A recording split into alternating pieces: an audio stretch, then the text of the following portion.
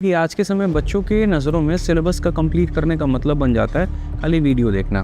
Video complete मतलब syllabus complete. तो बच्चा जो है वो इतना ज़्यादा बैच के ऊपर में डिपेंडेंट हो गया है कि बस क्वेश्चन खाली मतलब वीडियो देखना है, लेकिन क्वेश्चन नहीं लगानी।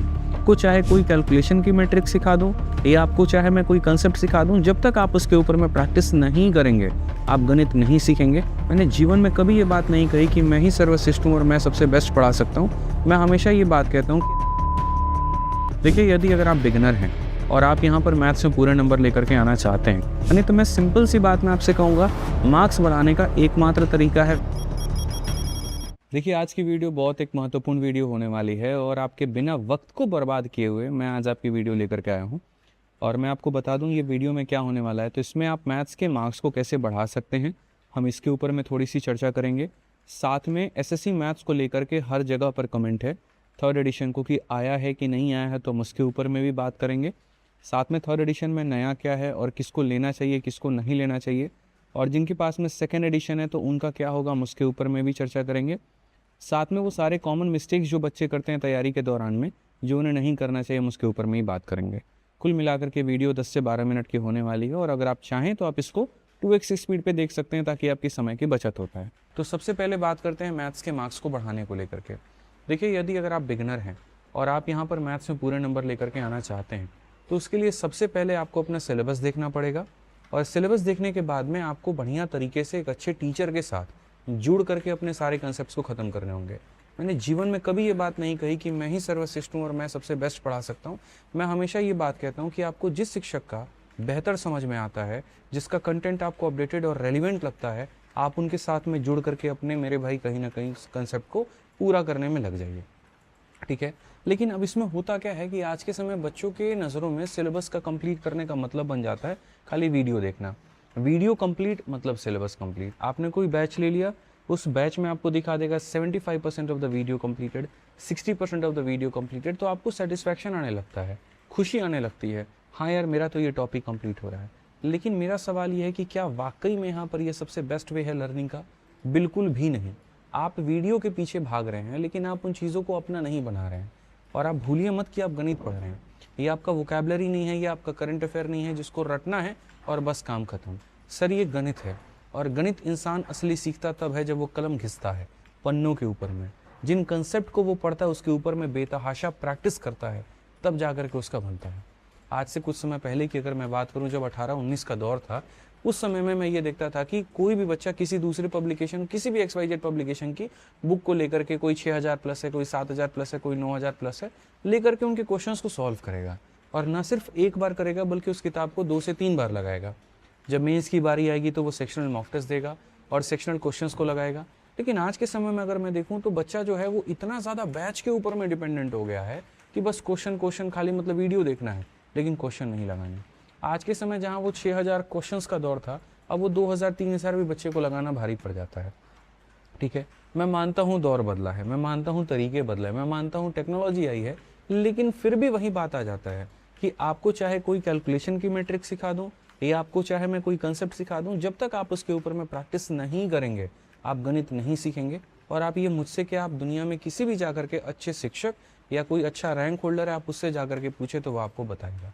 तो इसीलिए मेरा आपसे ये कहना रहेगा कि आप प्रैक्टिस के ऊपर में पूरी तरीके से ध्यान दीजिए, ठीक है। जैसे मैं अपने बैचेस में पढ़ाता हूँ, मान लीजिए मैंने परसेंटेज के 15 टाइप पढ़ा दिए हैं, तो अब ये आपका उत्तरदायित्व बन जाता है कि या तो हर एक टाइप के खत्म होने के बाद में आप क्वेश्चन लगा लीजिए, या फिर इकट्ठा पूरा टॉपिक खत्म होने के बाद तब जाकर के परसेंटेज की क्वेश्चन की प्रैक्टिस कर लीजिए।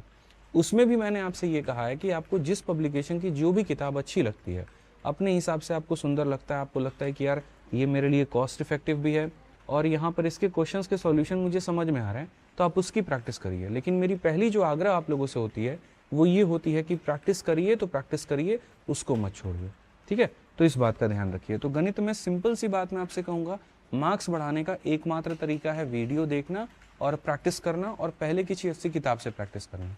फिर जब किताब से प्रैक्टिस कर लेते हो तो उसके बाद में काफ़ी ऐसे मॉक टेस्ट वाले एप्लीकेशंस हैं, ठीक है, जो बहुत बढ़िया कर रहे हैं और बच्चे उससे जुड़े भी हुए हैं। तो वहाँ पर भी सेक्शनल टेस्ट का एक ऑप्शन आता है, वहाँ से जैसे जाकर के चैप्टर वाइज भी टेस्ट दे सकते हो और सेक्शनल भी दे सकते हो और उससे अपने आप को बेहतर कर सकते हो।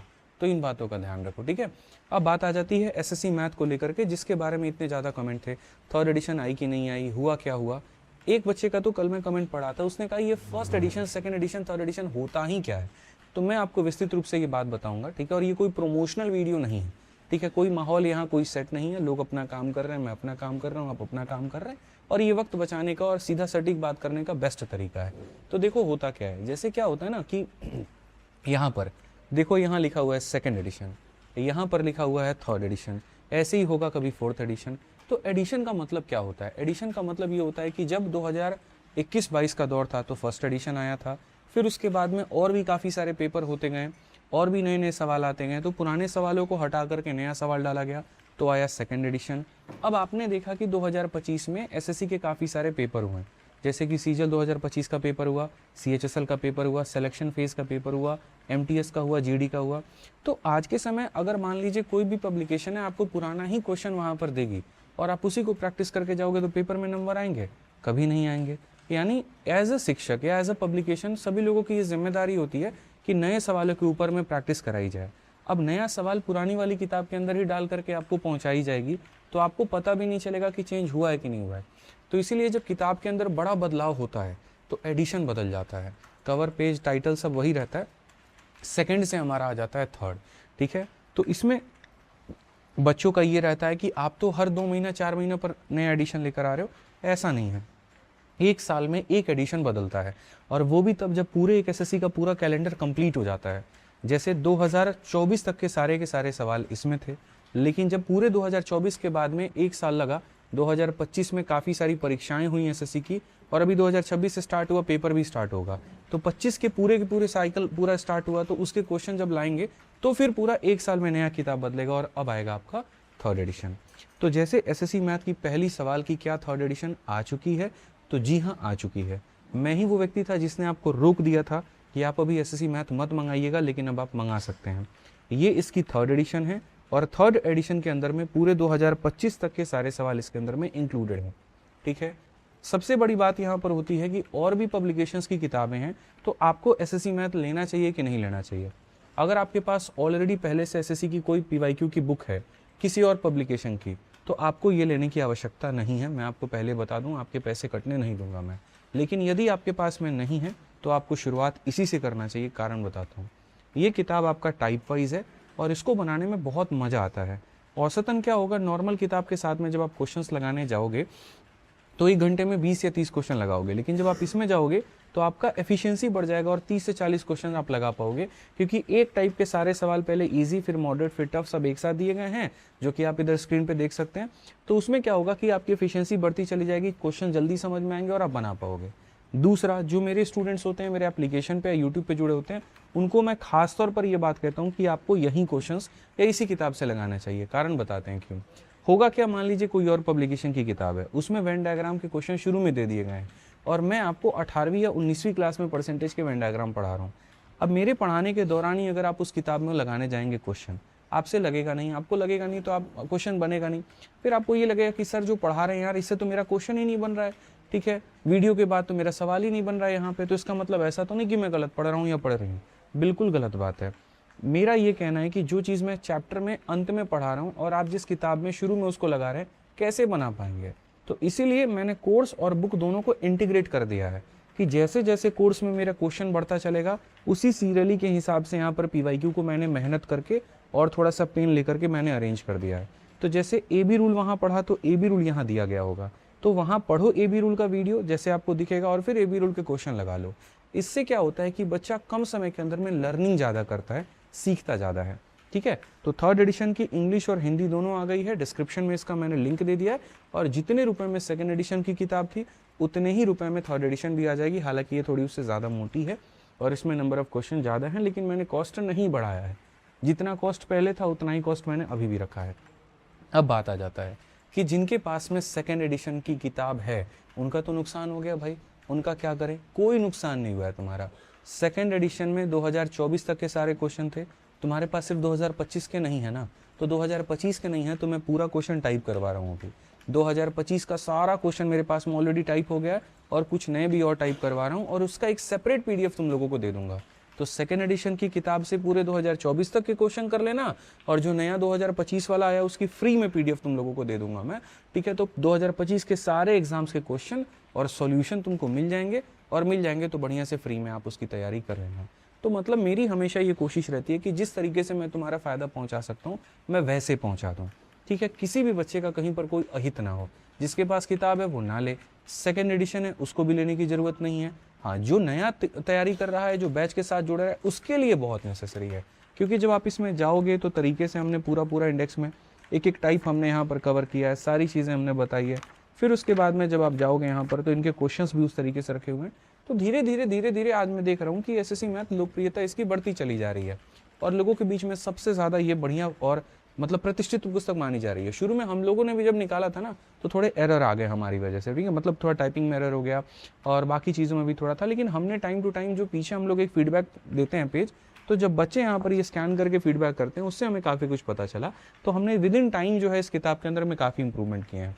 तो आज के समय अगर मैं मतलब देखूँ थोड़ी नज़रें उठा करके आसपास में कि क्या कोई ऐसी किताब है जो एसएससी में भी हिट जा रही है, रेलवे में भी हिट जा रही है, और कोई ऐसी पब्लिकेशन है जो टाइम टू टाइम अपडेट कर रही है, तो मुझे देखने को नहीं मिलता, ऑनेस्टली बताऊँ। यहाँ एक आधा है जिसको लेकर के बच्चे ट्रस्ट करते हैं और मंगाते हैं, और दूसरी आपकी ये बन जाती है।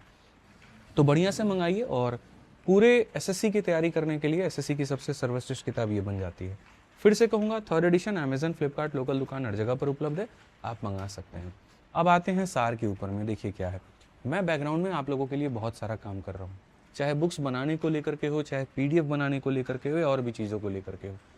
और यकीन मानिए पिछले कुछ समय के अंदर में आप लोगों ने भी बहुत सहयोग दिया और मैंने भी बहुत मेहनत की है, दिन रात मैंने लगा दिया है, तब जाकर के ये पब्लिकेशन की टीम में खड़ी कर पाए। तो पब्लिकेशन यार, पब्लिकेशंस बनने की वजह से सिर्फ ये नहीं हुई कि किताबें बहुत ज़्यादा हैं, ये भी हुआ है कि आपको फ्री में नोट्स बहुत ज़्यादा मिले हैं। और अगर आपको यकीन नहीं है तो मैं आपको एक भारत का एक ऐसा टेलीग्राम बताता हूँ जिस पर कोई प्रमोशन नहीं होता है, और उसमें 300 से ज़्यादा पीडीएफ बच्चों को दिए जा चुके हैं, और उस टेलीग्राम का नाम है आदित्य रंजन नोट्स। और यकीन मानिए आज तक आपने जितने टेलीग्राम देखे होंगे, अगर उसमें कोई 20 लाख लोग जुड़े हुए हैं ना, तो 1 से 1.5 लाख बच्चा उस पर एक्टिव होता है और उतने किसी पीडीएफ के डाउनलोड होते हैं। ये इकलौता ऐसा टेलीग्राम है जहाँ पर 5 लाख लोग हैं, और किसी पीडीएफ पर तो 6 लाख से ज़्यादा का डाउनलोड है। और सोचिए कि एक साइलेंट चीज़ है जिसके बारे में मैं कभी बोलता ही नहीं, क्योंकि इसका कंटेंट बोलता है, और वो टेलीग्राम हमने बना दिया है फ्री में। तो पब्लिकेशन में इतनी सारी जो किताबें बनती हैं उनमें से कई ऐसी किताबों की पीडीएफ फ्री में आप लोगों को जाकर के उस पब्लिकेशन में दे दी उस टेलीग्राम पर दे दिया जाता है। और जो समझदार बच्चे होते हैं बिना हल्ला काटे जाकर के अपना डाउनलोड करते हैं और अपना पढ़ाई करना शुरू कर देते हैं।